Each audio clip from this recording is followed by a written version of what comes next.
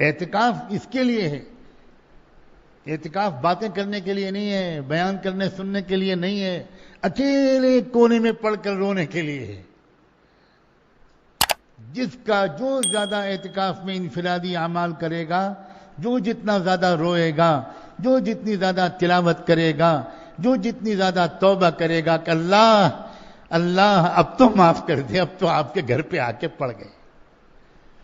حضرت شیخ الحدیث رحمۃ اللہ علیہ نے ایک عجیب انداز سے اشارہ کیا ہے کہ بھائی جب دروازہ نہیں کھلتا، جب نہیں مطالبے مانے جاتے تو مطالبہ کرنے والے دھرنا دے کے بیٹھ جاتے ہیں کہ اب جب تک ہماری مانگیں پوری نہیں ہوں گی ہم تو دروازہ چھوڑ کر جائیں گے ہی نہیں، ہم تو دھرنے پہ بیٹھ گئے۔ یہ اعتکاف کیا ہے؟ ہم دھرنے پہ بیٹھ گئے، جنت لیے بغیر نہیں جائیں گے، مغفرت لیے بغیر نہیں جائیں گے، تقوی لیے بغیر نہیں جائیں گے۔ ہم تنگ آ گئے ہیں اپنی گنہگاری کی زندگی سے۔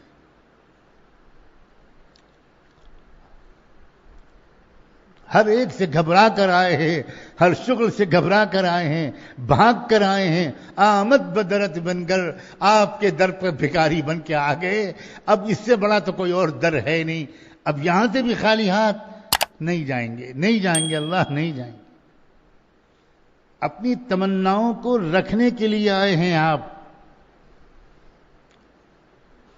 بہت تمنائیں ہیں، بہت شوق ہیں، بہت ارمان ہیں، بہت خواہشات ہیں، بہت ضروریات ہیں، اور دونوں طرح کی ہیں۔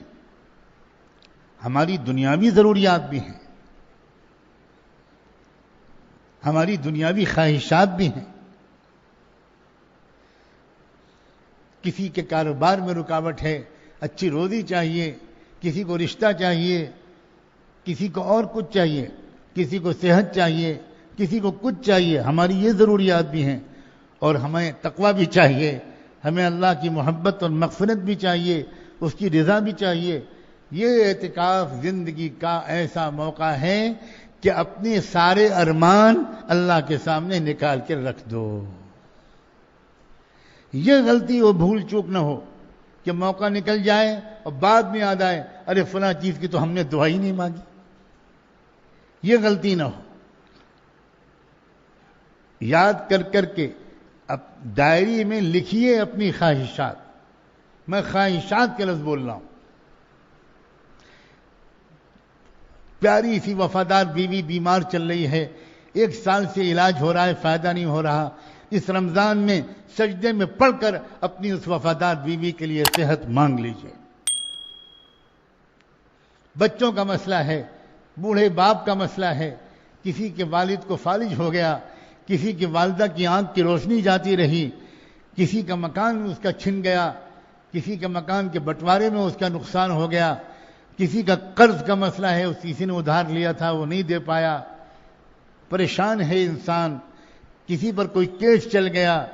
اور یہ ساری ضروریات یہ بھی رکھیے اللہ کے سامنے۔ یہ مت سمجھیے گا کیا میں دنیا مانگنے آیا ہوں، یہ مت سمجھیے گا۔ رب عجیب پیارا ہے، اس سے جو مانگو وہ خوش ہوتا ہے۔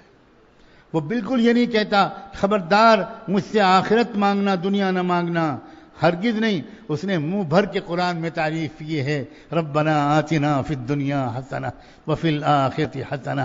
میرے کچھ بندے وہ ہیں جو مجھ سے یہ دعا کرتے ہیں ربنا آتنا فی الدنیا حسنہ، اور کمال ہے اللہ یہ بھی تو کہہ سکتا تھا ربنا آتنا فی الآخرۃ حسنہ وآتنا فی الدنیا حسنہ۔ اگر آخرت کو پہلے ذکر کر دیتا، دنیا کو بعد میں ذکر کر دیتا، تو ہم مولویوں کی سمجھ میں آتا کہ آخرت کی قیمت زیادہ ہے، دنیا حقیر چیز ہے۔ اس لیے اللہ نے ان بندوں کی تعریف کی ہے جو پہلے اللہ سے آخرت مانگتے ہیں، بعد میں اللہ سے دنیا مانگتے ہیں۔ مگر قربان جائیں مولا، آپ نے کمال کر دیا شفقت کا، آپ نے ہمارے ظرف کا خیال رکھا، آپ نے ہماری اپنی سطح کا خیال رکھا، اور آپ نے تعریف میں وہ کلمات کہے میں اپنے ان بندوں سے بہت خوش ہوتا ہوں جو مجھ سے دنیا کے اندر بھی خوشیاں مانگتے ہیں، آخرت کی بھی خوشیاں مانگتے ہیں۔ واہ، کوئی پابندی نہیں ہے، سب مانگو جو تمہارا دل چاہتا ہے۔ نوجوانوں، تم کو خوبصورت بیوی چاہیے، مانگو اللہ سے، کوئی شرم کی بات نہیں۔ ماں باپ سے مانگتے ہوئے شرما سکتے ہو، مگر رب سے مانگتے ہوئے مت شرمانا۔ مانگو، کیا مانگتے ہو؟ مانگو۔ اللہ سنتے ہیں کہ لوگ حج کرنے جاتے ہیں، اللہ ہم کو بھی تو بلا لیجئے۔ رمضان کا مہینہ ختم ہوتے ہی حج کا موسم شروع ہو جاتا ہے۔ چاند نکلا شوال کا اور حج کا موسم شروع ہوا۔ اس کی بھی عجیب و غریب حکمت ہے۔ اللہ تعالیٰ کہتے ہیں کہ اچھا، چھوڑنے کی تم نے بہت عادت ڈالی، تم نے کھانا چھوڑا روزہ رکھ کر، تم نے پانی چھوڑا روزہ رکھ کر، تم نے خواہشات چھوڑی روزہ رکھ کر، پھر تم نے گھر بار چھوڑا، محلے کی شہر کی مسجد میں آ گئے اعتکاف کے لیے، اب میں چاہتا ہوں کہ تم وطن بھی چھوڑو، ملک بھی چھوڑو، آؤ میرے گھر پر، آؤ محبت کے مرکز میں آؤ۔ عاشقوں کی بستی ہے وہ۔ مکہ کیا ہے؟ عاشقوں کی بستی۔ ابراہیم عاشق، اسماعیل عاشق، ہاجرہ عاشقہ۔ اس عاشقوں کی بستی میں آؤ گے تو یہاں عاشقوں کی برکتیں یہاں کی فضاؤں میں آج بھی زندہ ہیں۔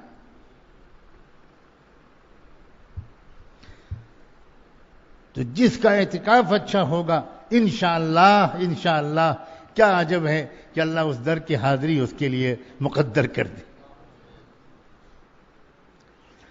ماں سوا اللہ کو دل سے نکال دینا۔ رشتے سب کے نبھانے ہیں، سب کے رشتے ایسے نبھانے ہیں کہ دیکھنے والے کو یہ احساس ہو کہ یہ تو بس اپنی بیوی بچوں میں رہتے ہیں،